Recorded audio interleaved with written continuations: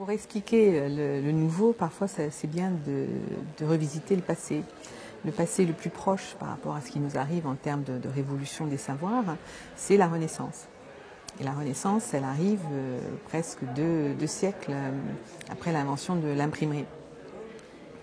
Et on ne pense pas à la Renaissance comme à l'ère du papier, ce qui serait l'équivalent de l'ère du numérique, l'ère d'un support particulier. On pense à la Renaissance par rapport à tout ce qu'elle a apporté en termes de savoir, justement, d'encyclopédie, de romans, donc de nouvelles formes d'expression. Voilà. Donc si on fait la même chose avec le numérique, et que tout devient numérique, comme après la Renaissance, tout est devenu papier, sous différents formats, magazines ou autres, le numérique, on voit bien qu'il y a toutes sortes de plateformes différentes et variées, de réseaux sociaux, de recherche, de moteurs, etc. Donc on est déjà dans cette phase-là. Et il va y avoir des gens spécialistes du numérique et du code, comme on a des gens spécialistes du livre et de l'imprimerie. Mais c'est une petite marge de la population qui a la vocation pour faire ça. Tous les autres, après, ils sont dans les usages et les pratiques. Donc c'est un petit peu dans ce positionnement-là qu'il faut se mettre.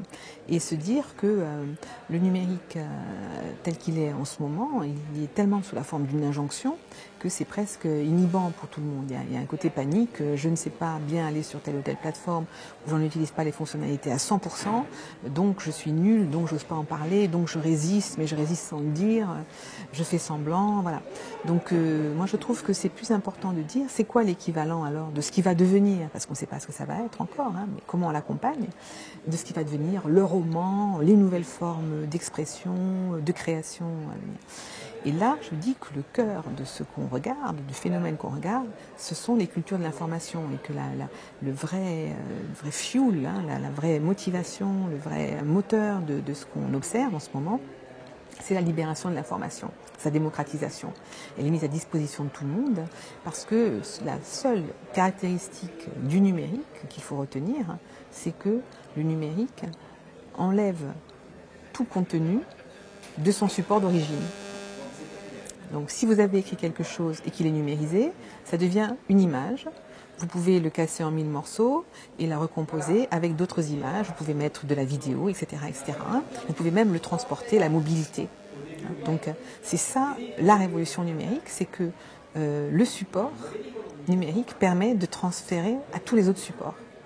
Audio, vidéo, texto, simulation, univers de jeu, etc.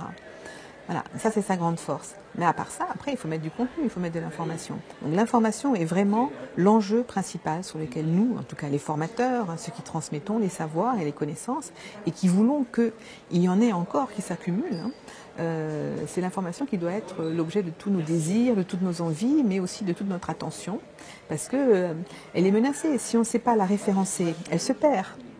Si on ne sait pas la contre-vérifier, on tombe dans la rumeur ou peut-être même dans la fausse information, la désinformation. Si on ne sait pas la valoriser, elle devient quelque chose qui est en friche, que les enfants ne savent pas utiliser dans d'autres contextes pour apprendre mieux. Voilà.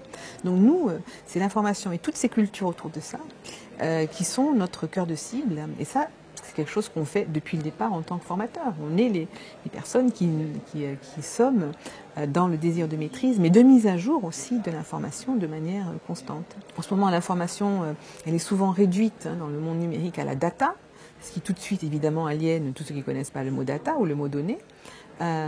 Mais la data, ça n'est qu'un élément de l'information, il est très important. Mais il y a aussi le document, de toute manière, le document numérique, qui est un document sécable, transportable, mixable, voilà. Et puis il y a encore toujours la bonne vieille information audiovisuelle ou presse papier qui est maintenant numérisée aussi. Et tout ça, ça fait des cultures. Et c'est ce bouillon de culture qui est vraiment notre quotidien et qui doit créer le plus possible d'événements d'apprentissage dans lesquels il y a la curiosité qui se promène. Et moi, je préfère parler d'exploration de l'information que d'exploitation de l'information. Parce qu'on parle dans les milieux techniques, les milieux commerciaux de data mining, qui veut bien dire donc exploiter les données, des gisements qui sont là, un peu inertes, et en tirer une valeur très souvent commerciale, monétisable. Nous, dans le service public, on n'est pas dans la monétisation de la même manière. Nous, on est dans l'appropriation, la maîtrise, le transfert, l'augmentation de cette information et dans l'exploration surtout. Donc moi je suis pour l'exploration. On reste sur la métaphore légère du surf de l'Internet plutôt que la métaphore lourde de la mine dans laquelle on exploite des gisements de données très coûteux, très lourds. Et je crois qu'une fois qu'on y pense comme ça, sous cette forme de métaphore-là, et on se libère un petit peu et on se rend compte que là, on peut tous se réunir et collaborer autour des cultures de l'information.